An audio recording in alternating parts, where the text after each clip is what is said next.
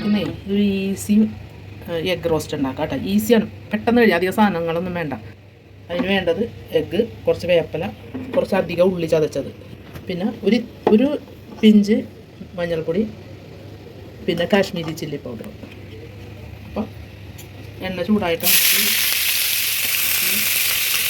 സവാള ആദ്യം അങ്ങാതെ ഇട്ട് നല്ലോണം ആവശ്യത്തിന് ഉപ്പിട്ട് അപ്പോൾ ഈ ഉള്ളി എല്ലാം മുരിഞ്ഞതിന് ശേഷം ഈ മുളക് പൊടി, മഞ്ഞൾപ്പൊടി ഇട്ട് നല്ലോണം മുരിച്ചെടുക്കുക.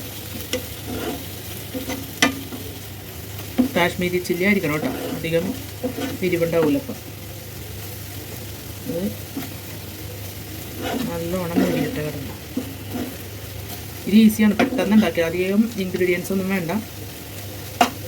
മുളക് ഇത് കണ്ടാത്തൊന്ന് എരിവ് കൂടുതലാണ്, പക്ഷേ ഇത് എരിവ് അധികം ഉണ്ടാവില്ല.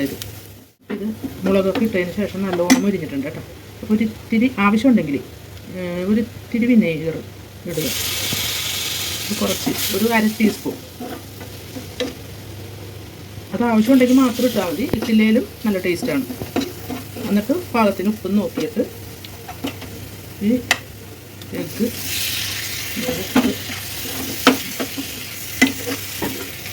നല്ലോണം ഇളക്കി യോജിപ്പിച്ച് നല്ല ഭംഗിയില്ല കാണാനായിട്ട്. ഇത് ഇനി ചോറിൻ്റെ കൂടെ, ഇടിയപ്പത്തിൻ്റെ കൂടെ കഴിക്കാൻ നല്ല ടേസ്റ്റാണ്. ചപ്പാത്തിയുടെ കൂടെയൊക്കെ കഴിക്കാൻ. എപ്പോഴും നമ്മൾ ഒരേ ഇതിലല്ലേ വെക്കണം, ബ്രേക്ക്ഫാസ്റ്റിനൊക്കെ റെഡിയാക്കണം. അപ്പം ഇതൊരു വെറൈറ്റി, നല്ല ടേസ്റ്റാണെന്ന് പറഞ്ഞാൽ നല്ല ടേസ്റ്റാണ്. ഉള്ളി നല്ല അധികം വേണം കേട്ടോ. ഉള്ളി എന്നിട്ട് നല്ലോണം ചതച്ചെടുക്കാൻ വേണം, ചോപ്പറിലിട്ട് അടിച്ചെടുക്കാനായിട്ട്.